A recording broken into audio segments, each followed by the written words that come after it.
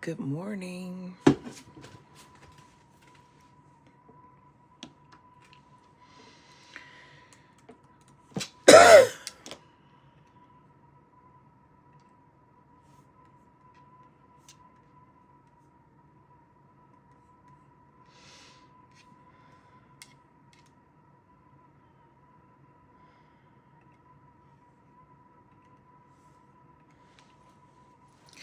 Good morning.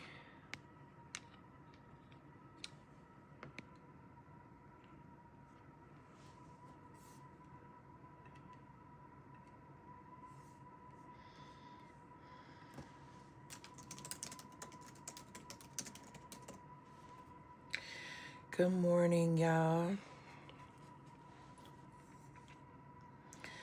Getting the clearing link ready. I ain't gonna lie to y'all. I literally just woke up. But you know what? No matter how late I wake up, you know what I'm gonna take time to do? As if you all were standing in front of me. I don't have my regular stand because I'm late. I'm gonna wash my face and brush my teeth. Good morning. Yeah, I'm gonna do that.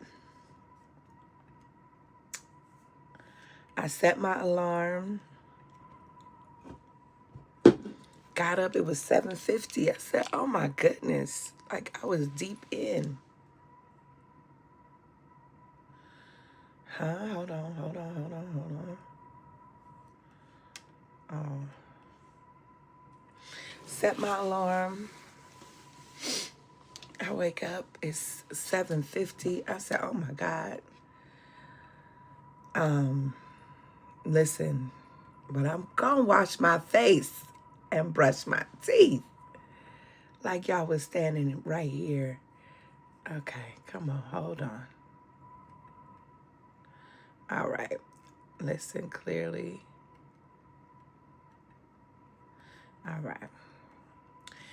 I'm gonna say good morning to everyone in just 1 second. I'm getting this clearing link together.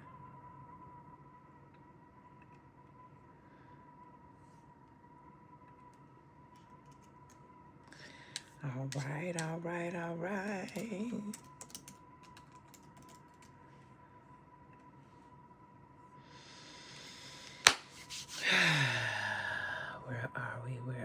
Where are we? Good morning, y'all. I'm tired. Good morning. Good morning, Tanya. Good morning, Carm. Good morning, Liz. Good morning, Stephanie and Ayo and Monica and Michelle and Marilyn and Natasha and Antoinette and Confidence and Tad and Bakari and Akira and Roger. Good morning. Good morning, Carmela. Good morning, Naisha. Good morning, Kim, Angie, Sherry, Gail.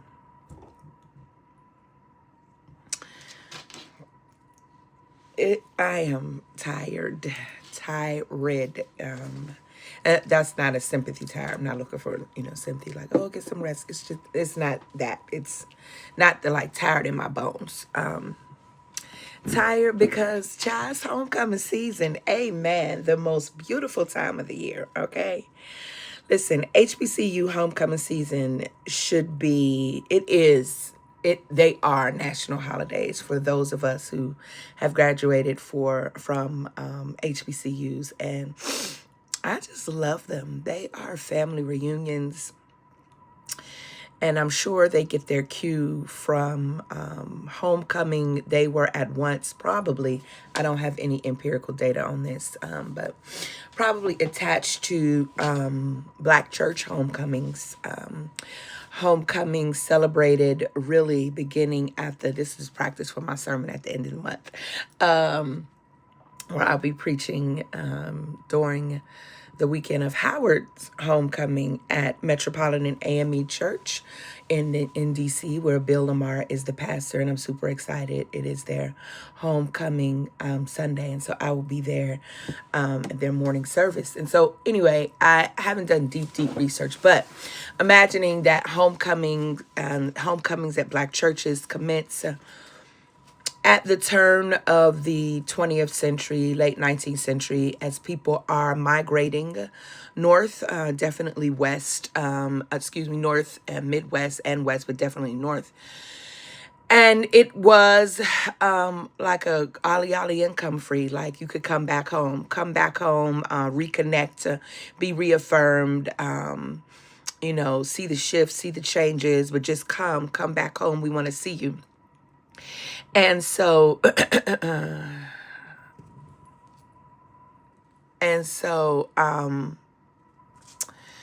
yeah, Liz, I'd love to talk to you offline about that. Definitely would love to talk to you offline about that.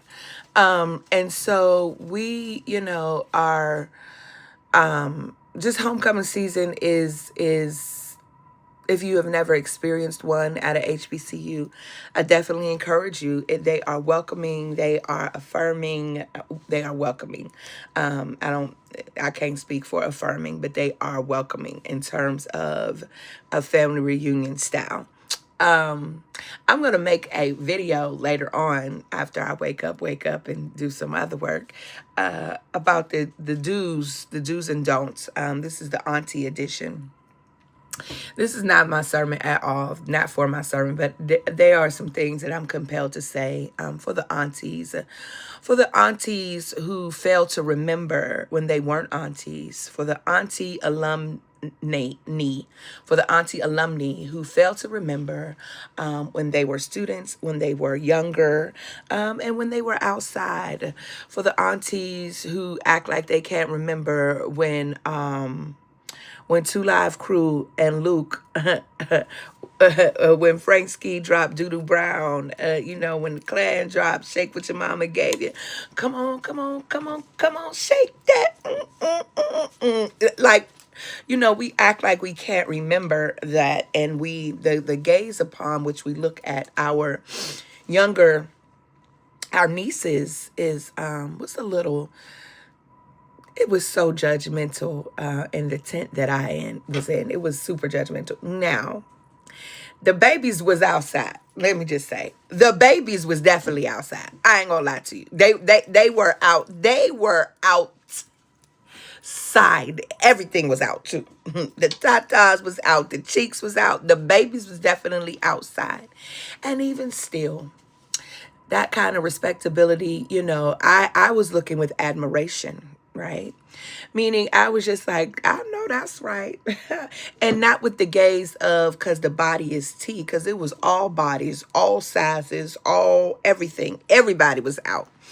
And I thought, the level of confidence that is required to be and to show up and to show out in that way should be applauded. I know this is not my sermon. This is not our chronicle, not our reflection. And truthfully, I feel like, my own child, I probably would be like, so what are we doing? Right? I'm not. So I'm recognizing that, I might be a contradiction here. But it's this group dance that happens. And I mean, definitely like old school meeting in the ladies' room. Okay. There's this group dance that happens. And the researcher in me is always like, get them daisies. Like I always count on Natasha. The researcher in me and the ethnographer in me, the curious being in me, it was I was totally in. There is a phenomenology of group dance, right? And I've done just a little research on this back in the day. I wrote a couple of papers and presented them to the American Academy of Religion around spirit and dance. Certainly there have been writings around the spirit that moves people with house music and with dance hall. I've done one around hip hop. But there was a group dance in the tent that I was in was was Gen X. Okay. Well, probably Gen X and older millennials was in this tent. But on the right of me, baby, was whatever this generation is now. And honey, they had the cameras out, the camera, and so they were like dancing, not just for each other, but dancing for their audience on live. This is up my alley. I said, and I mean, they was, you know, some of y'all know this move that I'm doing with my head, you know. So they took that thing up. Listen, I was amazed, and the it looked like, and this is just from my view, right? So I didn't ask anybody pronouns, but it looked like, well, it looked like the I'm gonna just say the woman identified folk, because there were also trans women in this group as well. So the woman identified folk, as they were dancing, I'm just giving y'all sort of rundown of last night before I get started. As they were dancing, giving people time to get on. As they were dancing, you know, the affirmation to, as they're twerking, the affirmation to tap the others behind, like, do it, bitch, do it. You know, I just felt like, baby, there is no more affirmation than to have your, you know, old school word, your posse, hype you up, right? And there's a song now too, an affirmation of a real, hype me up, hype me up. I hype me up, right? There is no more affirmation. And so the way that the aunties was looking like, the rolling in the eyes, y'all. I was just like, damn, these young people are at home at their homecoming. They feel like they our home. They know they're at home. And all that we are experiencing in the world today, can they just experience this joy and affirm one another's bodies and get excited? Can they just, you know, and the fact that, listen, because when I was outside, there weren't any, we have camera phones and we have all that, right? So I just want to say, aunties, for those of you who are engaging in homecoming HBCU season, save your little judgmental gaze, okay? Because that's what it is. Take your respectability politics somewhere else, because these babies, the pressure that they may be experiencing, we don't know if they got money to pay their school bill. We don't know if they just trying to let off some steam because of the exam. We don't know if they feel overwhelmed because they want to know what kind of future they are coming out into the world of because of this current administration. We don't know if they have escaped being at home. We don't know. We don't know a lot. And for a few hours and one day, baby, a few hours and one day, honey, let them babies be. That's all I want to say. That's all I want to say. Would you do it? Maybe not. But we wouldn't do it based on what we know now, based on how we understand. But listen, they have to walk through theirs like we had to walk through ours. Do you understand what I'm saying? Baby, because I was that Freaknik, okay? Okay, I saw. Listen, not only was I was at Freaknik. I'm gonna say this, and we're gonna move on. But I'm gonna get my list together. So that video is incoming. Now there's a if you are from around RVA, there's, I don't know, Io or others who live around RVA. There's a I've seen a Facebook post last week about the club Ivory's Uptown Lounge, and the owner of it, and how the club used to be the bomb in the 80s and the 90s. So I got there in 89 and was there in Richmond through 95. But baby, that 89, really, because I didn't go, probably I'm going to say 91, because I think it closed in 94. So that 91 to 92, I was definitely at college night, right? That 90 to 92, I was definitely at Uptown Ivory's college night. And then when I became 21, I was definitely down at the Slip at Shaco Bottom, at DJs and other places. But here's what, and at the Flamingo, baby. Here's what I want to say about Ivory's. I just was flooded with memories because not only was I in there, they had this contest called the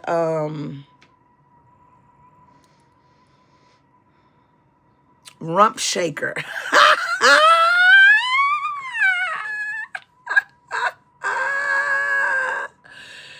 And it was me. I'm not gonna call my soror's name who was in it because they might not want to be, called out, right? So but it was me and her, and she was from She's from DC, and so she knew how to shake with that go-go, shake. Baby, I sure did get in that rum shaker contest. I sure, because you could win like $150. And let me tell you something. Again, I was on some dang. I could use that 150. And I got up on the whole stage. See, this is before iPhones, okay? I got up on that whole stage. Sure did. Y'all funny. Check, baby, 1, 2. It's Teddy. And it wasn't no one, no check. Listen, I got up on that stage and shook my tail, sure did. Unzipped my pants a little bit. I remember I had on a black crushed velvet bodysuit with some big, really big, y'all remember, come on, early 90s, the chunk jewelry, but it had like, they looked like the different color, like big ruby or some big blue cobalt. I had the big earrings. I had the Halle Berry, bowl cut / TLC with the little, listen, I did that. I did that. I did that. Do you hear what I'm saying? I did that. So I'm just saying, also it was a little envy. It was a little jealousy. It was a little envy and it was a little jealousy. I could tell. But it was mixed with judgment. They were holding on to the tent that I was on. Some of the sisters, the brothers holding on so that they could get, hold the grip. And they was, and then the people went and moved the thing that they was holding on to and said they was being disrespectful. They holding on to so they being I said, disrespectful, why? Because they trying to balance themselves so they don't fall. Last thing, if you from Miami, I hope enough people have gotten on now. If you from Miami, I mean, listen, I think this is Northwest 27th Avenue, if I'm right. When I got into, after course, my mother moved back to Miami, and when I first started going down, it was Miami to me. I call it the United States of Miami because South Florida is its own country. Okay. It's its own country inside the state of Florida. South Florida is its own country. All right. So in Pittsburgh, we weren't diverse like that in terms of black folks and in terms of Latino, the range, there was a diversity of Europeans, but not of black folk. At any rate, when I get to Miami, I am now immersed, and I get to Miami the summer before my freshman year in college. And so now I'm introduced to reggae music, to dance hall, particularly to soca. I'm at this club called the Golden Rock, baby. And I am learning how to wind my waist. And the sisters are saying, baby, it's just your hips. We don't know why you're moving. It's not a whole body roll. It's just hips. So they got me in the mirror at the Golden Rock. For those of you who got me in the mirror, hands on my hips, making sure that I'm learning how to whine without the body roll. And so even at that stage and age, learning to look at yourself in the mirror, which is why still today, if it's a mirror, I'm going to dance. I'm going to dance in it, right? Because there is an appreciation that comes. Come on, Courtney. My Coco know what I'm talking about. There is an appreciation of the body. And we have been made to live. Respectability politics initially was subversive. It was a kind of mask to perform with the hope that you would be identified as human. But then respectability politics becomes a measuring stick for how valuable you could be determined as a human within the black community. It became a class measuring stick, right?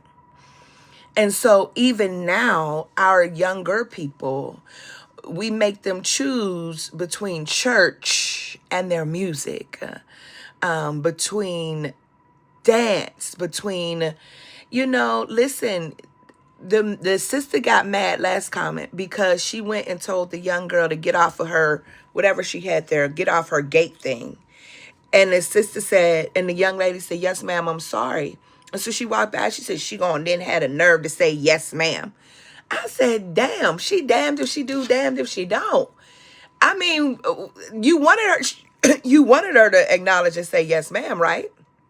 Like, hello, you wanted her to be respectful to you, but you mad because she was disrespectfully dancing. Listen, all I kept thinking, I ain't gonna lie, because this was at GHO, by the way. All I kept thinking, because our daughters were out there also, I just kept thinking, because where I was sitting was back in the cut, that I wanted to see my girls walk by because, I just wanted to see what they was going to do. I wasn't going to call them out. I wasn't going, I just wanted to see how they rock, what they doing. Because this is the other thing.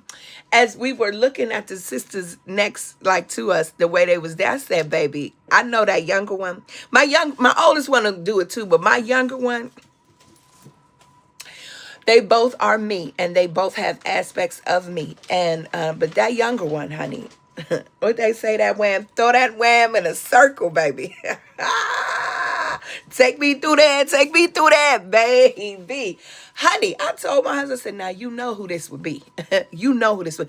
And the only thing I'm ever concerned about is their safety, because of the kind of culture and because of toxic masculinity that those who engage and perform toxic masculinity cannot take the power and the self-agency that is being displayed and believe that it is being displayed for their pleasure. That's my only, if there was any ever thing I would want to shift, or what I'm always concerned about, is that. So that's my spiel. That's going to be incoming. Good morning. You all should be on by now. Good morning, good morning, good morning, good morning. The producer just stepped in the room. Kaboom. Guess who stepped in the room? Listen, if you all could see the studio right now, you would be like, oh my God. I had to take out everything in my closet because I was smelling mold, and the things were like something was moldy in there. So it's all on the floor. I got to spend today. I can't take this. I can't take, it's a mess in here. It's in process. Come on. Shit. It's a process. And so, yeah, anywho, happy HBCU homecoming season, to everyone, I should say, and all, because Wake's homecoming is in a couple weeks too. Amen. I say to those of you who celebrate your homecoming at PWIs, no shade at all. But I know that you have gone to a HBCU homecoming or two. And so, of course, as usual, we welcome you.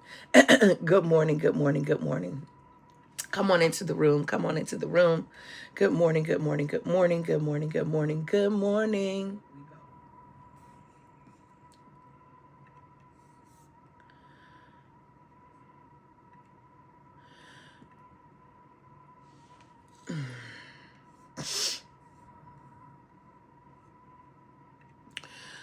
Also, y'all, I got to do my dances yesterday. Okay, I'm moving. So, I mean, definitely shout out to GHO, shout out to North Carolina A&T, for us living in this region. We've been here for 8 years now, and we've never been to GHO. And we're probably a little elitist with it because, Howard. And even though I attended Virginia Union undergrad, our school is way smaller, but, and our homecoming doesn't yield nearly as many people, but it is, our homecoming. And, and Howard, I never came up here in GHO because of the region that I was in. So we went this year. And let me say quickly that, the campus is so big. And I'm telling you, at every turn, there were seas of people. And I have developed and developing, or have developed, and I don't even know I'm going to claim it, a tinge of anxiety around crowds, given all that's happening in the world, right? And I just kept thinking, like, first of all, how we had to get to where we needed to go to be at this tent required us to walk through this sea of people. And I just kept thinking, Lord Jesus, if something happens. Now, back in the day, y'all, I told y'all I was at freaking, I would have been all through there. Look, hand up, drinking my cup, walking through the crowd. Hey, bow. I would have been doing that, baby. That would have been me. That would have been me. Getting shotguns. That would have been me. I'm telling you, that would have been me. 54-year-old Melva was like, Jesus, praying the whole time. Come on, get us through this crowd. You could do it, girl. Come on. You could do it. Breathe. Breathe in, breathe out, okay? And the way I was screaming, squeezing Derek's hand, I love that man so much, y'all. Oh, God, I love that man so much because the way he was caring for me, the way he was guiding and I was guiding, and we got to the other side, I just had to turn around and say, my God, did we just walk through that? I didn't want to walk through it again. I just kept feeling like, listen, hey, Ken, yes, we was at your homecoming. Miss you. I actually went over to the plot thinking maybe I might catch a glimpse of you. I didn't know if you were there. So we walked through the crowd, Ken, and I was just like, I can't, this is, oh, Jesus. This is too much, right? I mean, every street was like this. I just said, I can't do it, y'all. It's too much for me. So when now we're leaving, I said to Derek, come on, let's leave before it gets dark because we don't really know the lay of the land, the campus like this. And, I said, I know I have become somebody's mama at this point because I'm all over here like, let's get out of here before it gets dark. And just as we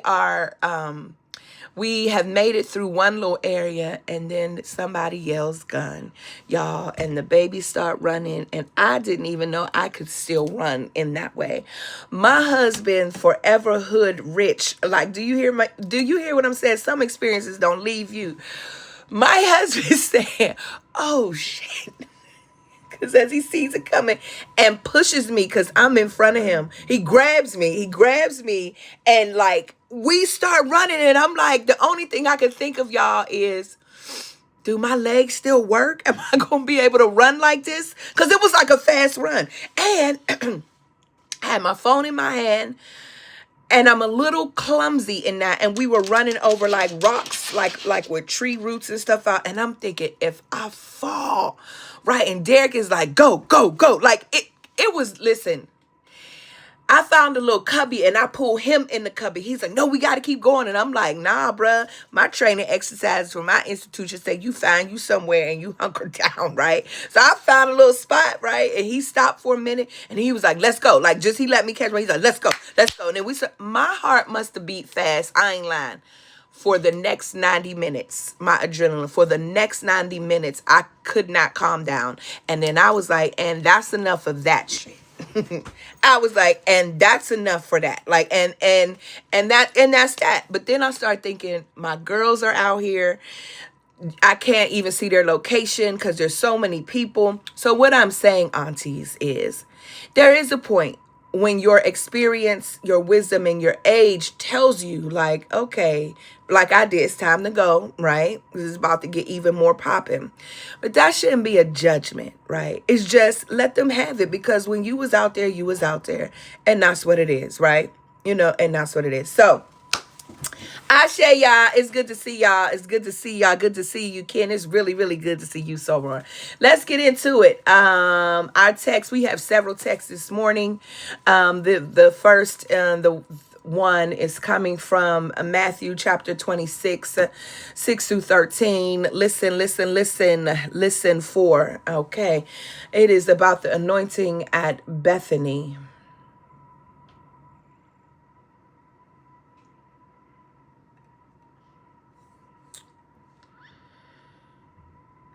I hear them babies getting up now. They done had their first homecoming experience. They moving around. Ashe. A little late.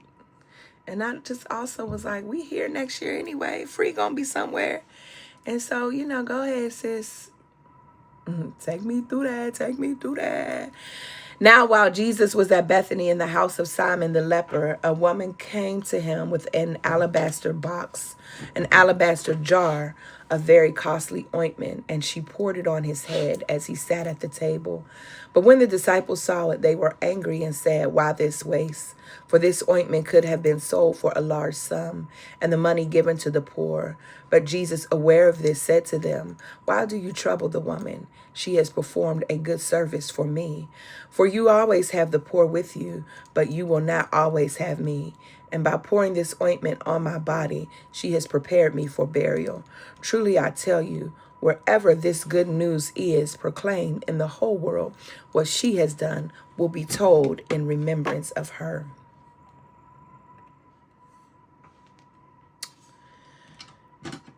The second text comes from Toni Morrison, The Bluest Eye. The third, our sonic partner this morning, is Luther Vandross, Never Too Much. I want to talk about this morning, I want to focus on never too much, a containment of brilliance as violence, as a crime against humanity. Y'all, I came this morning for us to meditate or to preach about a whisper.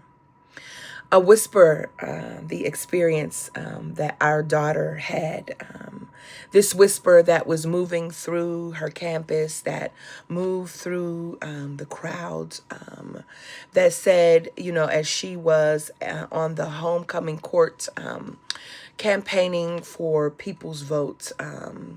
And it was, while she did not win homecoming court, shout out and congratulations to the entire court and to the winners of the homecoming queen and king. I mean that sincerely.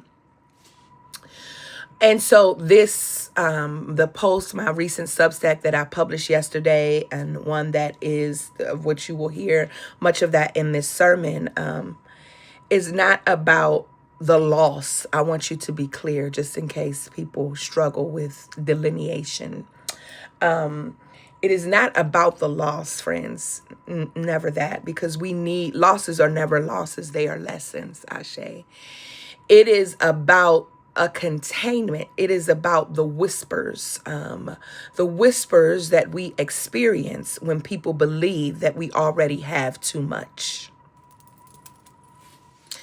And so it's a whisper that she overheard, that others overheard, and that even was brought to me. And when we got back to compare notes, that the whisper that was given or was don't vote for her because she already has enough. And these kind of whispers float through the air like poison. They're whispers that sound like humility, but they are actually control. And I've come to tell us and to put us on notice on this morning. I've come to tell you that containment of brilliance is a crime against humanity. Because when we dim what God has lit, we deny the very intention of creation. Can I say again that when we dim what God has lit, we deny the very intention of creation? Walk with me. And where is this crime scene? It's at Bethany. The text says that a woman walked into Simon's house with an alabaster jar. She broke it open. She poured oil on Jesus's head and filled the room with the fragrance of her offering. And the man said, "Why this waste?" The translation of this for me is, she already done enough. Oh, come on, Melva. I see you. But Jesus says, "Why do you trouble the woman? She has done a good thing for me." In other words, stop trying to humble what God has already anointed. Oh, Melva. Because this containment, friends, this containment, I want us to see it as violence. Because containment is really not critique. Containment is control. And control, beloved, is a form of violence. When you tell a black girl that she's too much, you doing too much, you are not correcting her, aunties. You are colonizing her. Are you there with me? Because I can't see the lights, the hearts, but are you there? Just tap an emoji or something. Let me know that you with me. When you tell a black girl that she's too much, you are teaching her to apologize for God's abundance. Ah, my God. And that's what Toni Morrison showed us in her text, The Bluest false eye. How Pecola was taught to see her own beauty as an offense. Oh, that's what this world keeps doing. It keeps turning holy confidence into criminal behavior. Containment turns the oppressed into custodians of their own cages.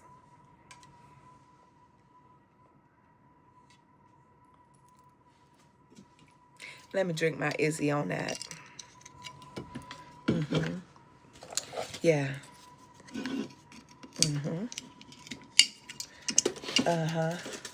Let's give a whole pause on that.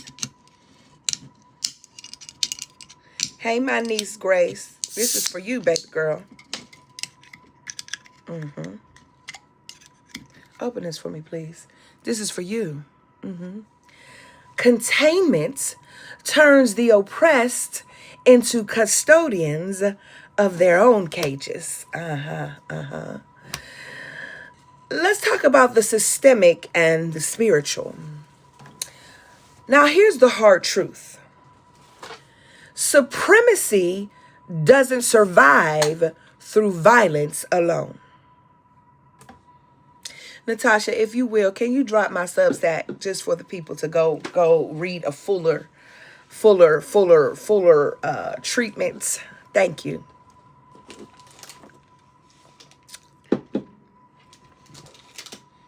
Supremacy doesn't survive through violence alone. Hey, Bobby. Ain't you? Supremacy survives through delegation, through making the wounded wound one another. Oh, man, for Jesus. Supremacy doesn't survive through violence alone. It survives through delegation, through making the wounded wound one another. And that's how Free's story unfolds. A white peer starts the rumor, allegedly, and the black classmates repeat it. So a white girl says to people, don't vote for Free because she's already won too much. Again, hear me for those who are challenged with comprehension. This is not about the winner. Okay? It's not about Free loss. Hear me clearly. Okay? This is about containment as a supremacist act, as a crime against humanity. This is about the threat of Black brilliance and diligence. Because what you never hear, at least I don't hear, are folks saying, don't vote for X because she already has too much. So that when I made a post, of her announcement, the announcer, she's a member of 3 honor societies, such and such and such. So that her hard work, not her mother's, not her father's, not her sister's, but her own hard work for her own goals, right? That she now should be penalized for developing her own ethic. Oh, man, today. So, this white girl starts the rumor, and then black classmates repeat it. Black girls repeat it. I'm about to break this all the way open. That ultimately, we aren't going to vote for her. To say that means that because we need to teach her humility. Listen to me. Listen to me. We need to teach her humility. We need to bring her down a peg. Some of y'all know this experience. Some of y'all know and you have experienced this. So I am coming for the hungry ghost. that still circle around you, that parasitic energy that feeds off of your trauma. I am coming to confront that hungry ghost by way of this Pink Robe Chronicle and this meditation to help you burst out of your container, to retrieve how you show up in the world. Because some of you have heard this from your own mamas. And your own mamas were attempting to protect you, albeit a problematic way of doing it. And so you put yourself into this little container, trying to make yourself small as not to bring about too much attention. And so the problem is that when you find yourself in spaces where you need to shine, you can't really shine because you are not trying to draw attention to yourself, because somewhere you remember hearing, she's one too much.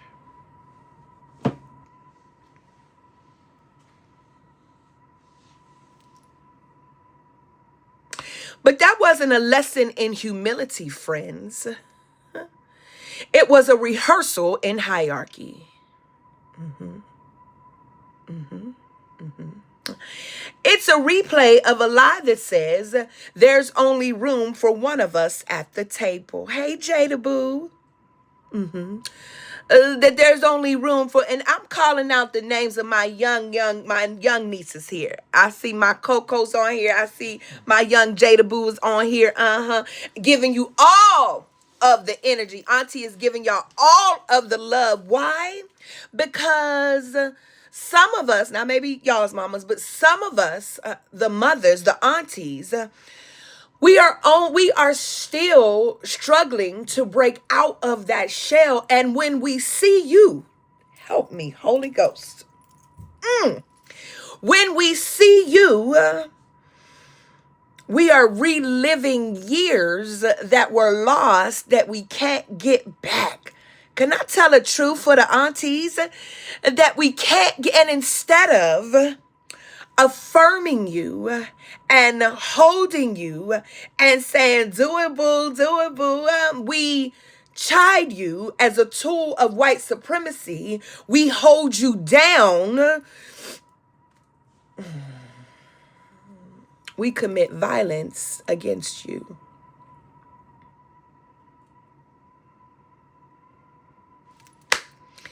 They weren't trying to teach Free a lesson in humility. How can they? How could they?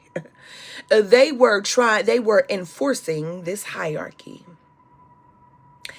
A replay of a lie that says there's only room for one of us at the table. Now listen.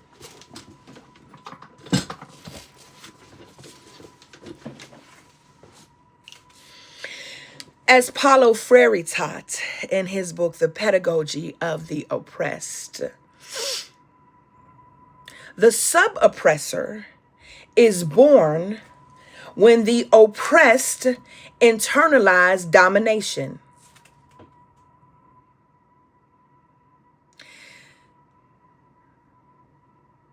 When that happens, containment becomes a team sport. What do I mean? If I'm oppressed, overseers in the economy of slavery. Overseers are oppressed by the owner of the slaves, the enslaved. In return, the overseer then inflicts the same harm on other enslaved, hence becoming a sub-oppressor. Those who are oppressed have to work hard not to use the same pathways that the oppressed have used on them. Hence, they become the sub-oppressed. Ashe. When the sub-oppressor is born, then when the oppressed internalize this domination, and containment becomes a team sport. And when we teach our girls to ration brilliance, they begin to mistake restraint for virtue. Y'all don't hear me today. Oh my God. Jesus, Melva.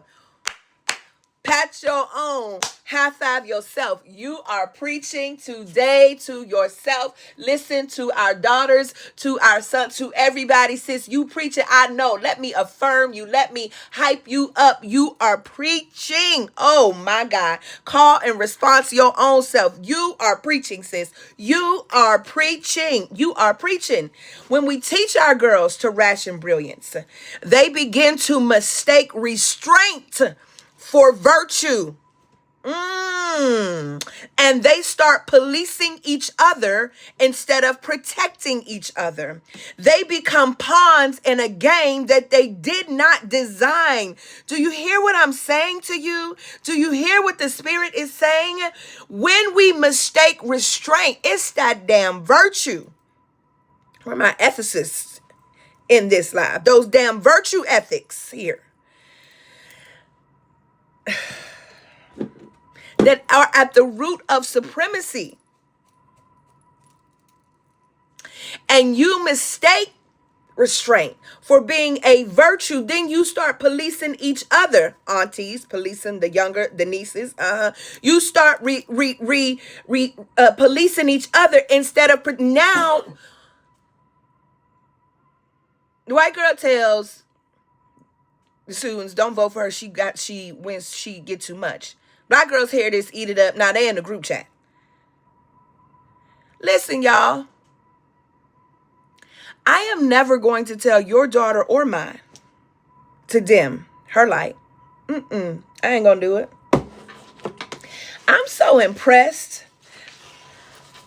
And Derek nor I had nothing to do. Any idea you see Free or Phoenix come up with is their own. It is their own. That girl went to the studio. Her friends paid for her studio time. She went to the studio. She decided this is her campaign. This is the song she gonna write. She recorded it. She used the CapCut app, taking video footage of different places around and made her own video. I saw it the first time like y'all saw it and said, damn, this girl is doing it. Oh my God. You cease to amaze me, sis. When your creativity is unleashed and not blocked by my trauma as your mother, look what you can do.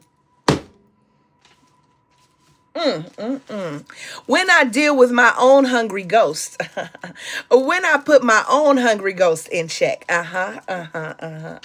I don't have a fan with me today, y'all. When I put my own hungry ghost, oh yes I do. When I put my own hungry ghost in check, and not push my trauma onto you.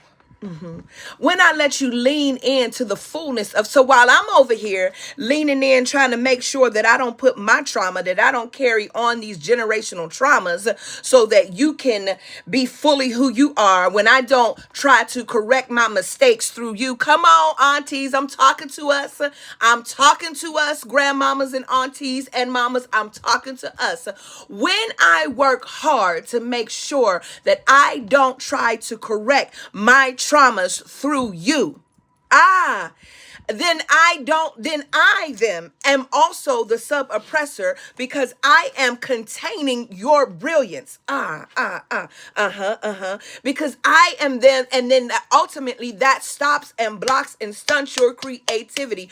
But when I allow you to breathe and to just be, your creativity is unlocked. And how dare me and anybody else ever tell you that you already have too much when they don't know what it has taken for you to have enough confidence in yourself to put yourself out in the world in a way amidst a society that tells you that your black is problematic in the first place.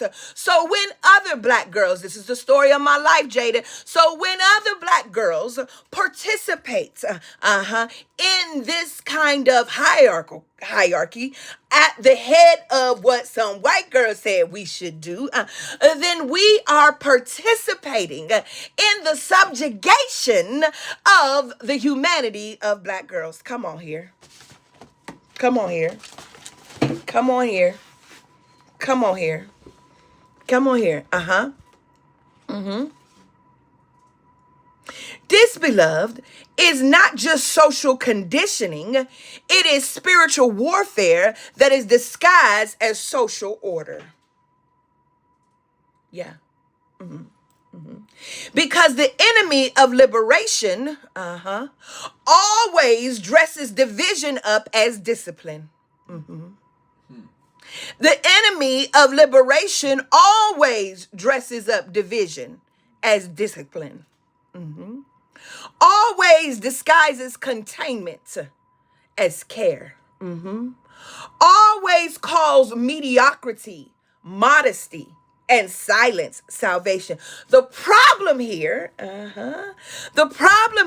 is people's commitment, or come on, Malva, the problem here is,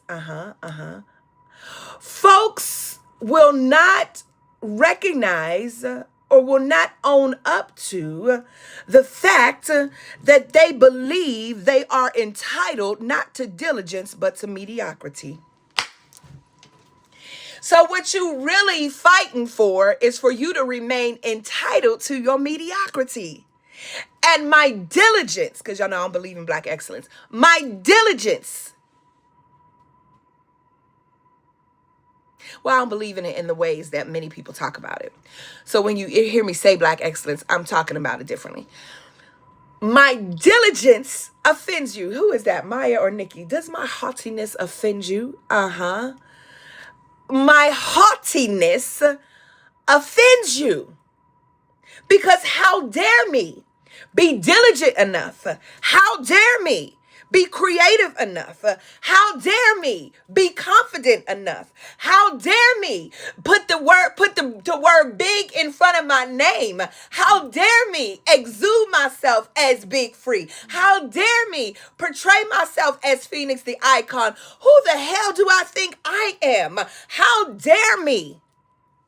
And because they function in this way, it should not suggest to you that they see you as small, because big D energy is big D energy. And if you with me and I got it, then that means you got it too.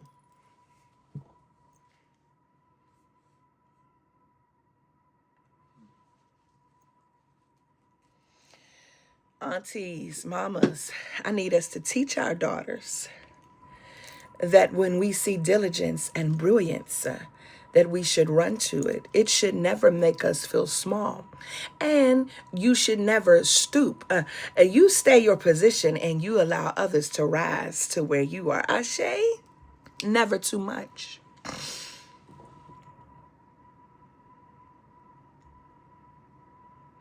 Mediocrity is not modesty, friends. It's mediocrity.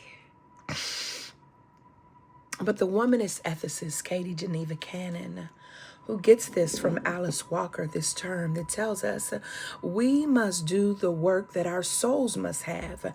And let me tell you that work is not smallness. That work is magnitude. Creation testifies. Can we talk about magnitude for a minute? Creation testifies. How does it testify, Dr. Melva? I'm so glad you asked. Creation testifies. Oceans don't stop at the shore. Hello, lights. Stars don't stop apologizing. Stars don't apologize for shining.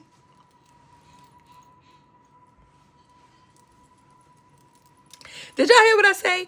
Oceans don't stop at the shore. Stars don't apologize for shining. And yet we keep telling our daughters to dim down. And I know that for some of us, it's because we want to protect them. Yeah, I know. But the gospel of Jesus is not moderation, it's magnitude. The gospel says break the jar. Break the jar open. You ain't got to save this. Break the jar open. pour the oil. Listen, don't say, this is my good outfit. I done had this. Some of y'all got stuff in y'all closet that you've been saving for the right occasion, baby. The right occasion is the day that you woke up and still have breath in your body. Warm blood running through your veins. That is the perfect occasion. Do you hear what I say? It is the way that many of us have grown up to savor the best, the good. It is because of that respectability. So you don't want to mess it up, that there has to be a reason for you to show up. And I'm saying there ain't no reason. There doesn't ever have to be a reason. The fact that you exist is reason enough to show up. Listen, the gospel of Jesus is not moderation, it's magnitude. It is telling us to break the jar, pour the oil, and fill the room. Why? Because your overflow is not waste. The disciples was mad that the sister poured the oil because they saw it as waste, but she didn't see it as waste. She saw it as the perfect occasion. It was overflow. It was the perfect time. It was a moment of brilliance to take what she valued most and to offer it.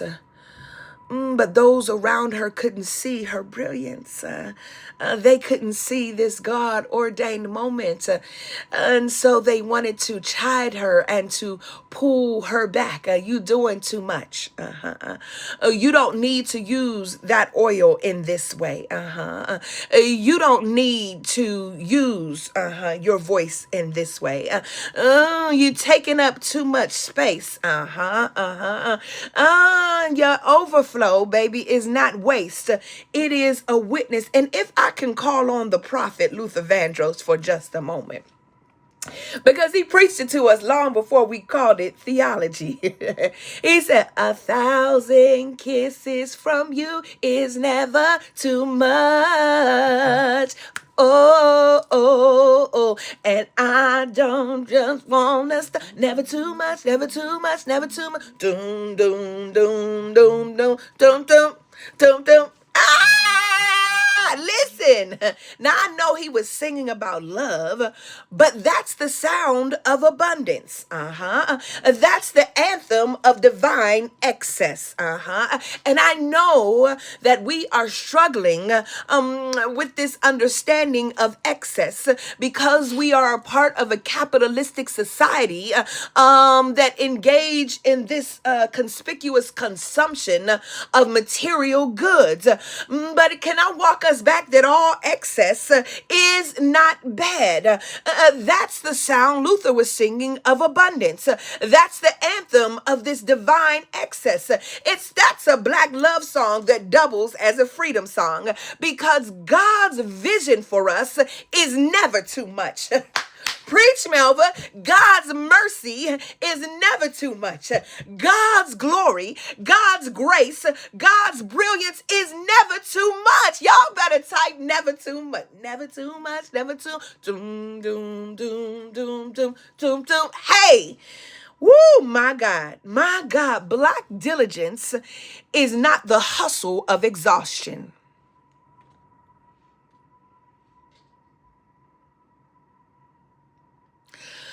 Black diligence is not the hustle of exhaustion. It is the holy labor of becoming. Black diligence, it's the kind of work our mothers did when they prayed and pressed, when they gave and they grew, when they made a way out of no way and still looked good doing it. Containment of that brilliance is not just wrong, it's a crime against creation. Because when a black girl shines, the world gets a glimpse of what God was thinking when she said, "Let there be light." Listen, I know I'm preaching today.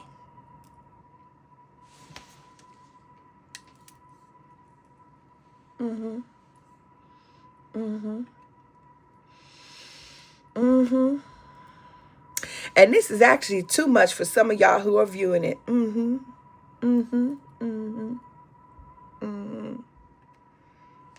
no matter how many times I tell you this is not about the winner, some of you all who struggle with comprehension, and that's not a dig, but who need, extra time, will still take this in that way. And it's because that sub-oppressive, internalized oppression is so deep within. That this is for all high performing, not just my own. So today, y'all, I'm closing. I'm speaking a different word. I'm speaking a different word over my daughter, over your daughters, and over every daughter who dares to be audaciously alive and out loud. You are not too much. Coco, you are not too much. Jada, you are not too much. Grace, you are not too much. Ray Ray, Marilyn, for your grandbaby, you are not too much. You are not too much. You are what happens when God gets generous.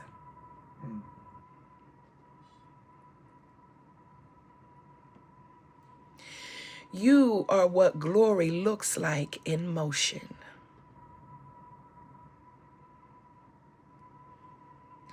You are what salvation sounds like when it sings.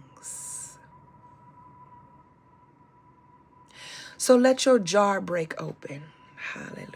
Thank you, God. Glory. Let your brilliance pour out, baby girl. Let the fragrance of your faith fill every room you enter. And when the world whispers, she already has enough, you sing it back with Luther Vandross. Never too much, never too much, never too much. Because God didn't make you in moderation. God made you in majesty.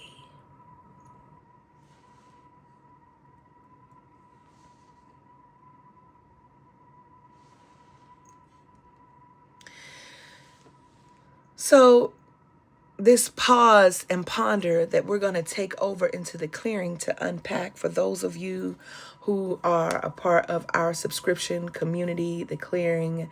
It's a $30 monthly subscription where we talk back to the text directly after the clearing, where we have an opportunity to unpack what we have just experienced. And while it is therapeutic, it is not therapy. It might feel like that at times, but it is not therapy. I'm not a licensed therapist, Ashe. And while there are those that are in the clearing, that is not the capacity that they are in the clearing for.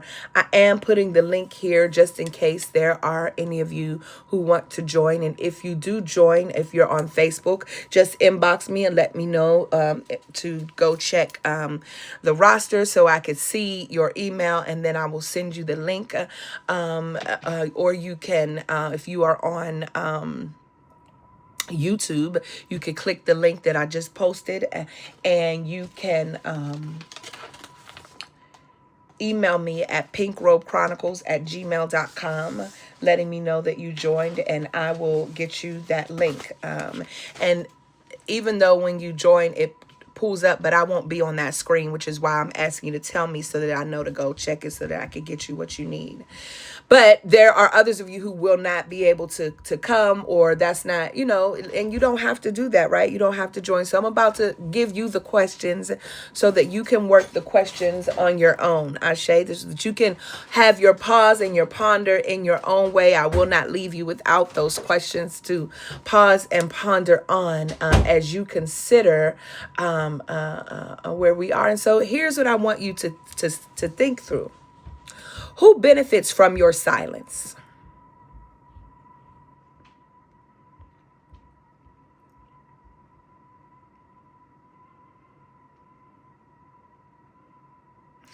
Who benefits from your silence?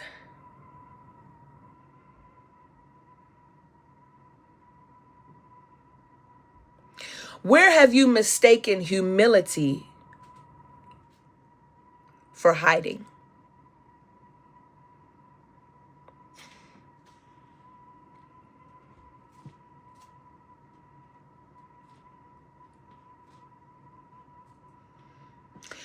How have you become a custodian of your own cage?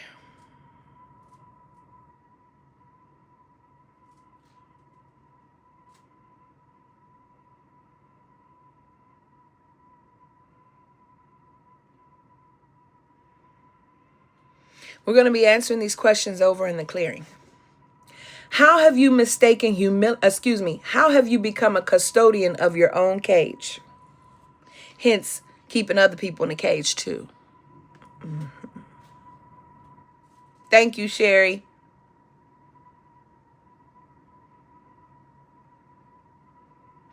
What alabaster jar are you still holding closed because you fear being called too much?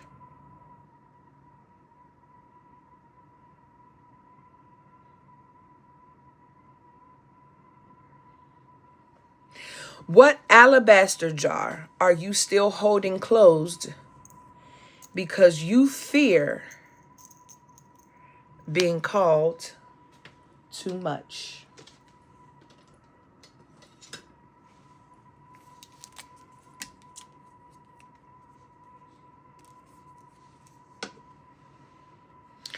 What would it look like for you to pour it out anyway?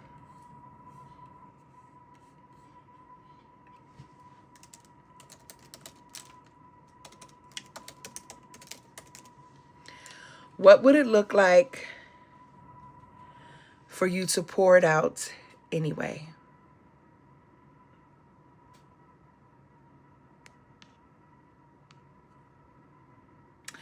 Ashe. I'm also putting this up here because I just got a message for folks who are saying, listen, I just want to offer you a gift. I don't want to be in the subscription community, but this word. So here are ways you can Venmo Melva-Sampson. I just don't want to stop. Ashe. You can also PayPal.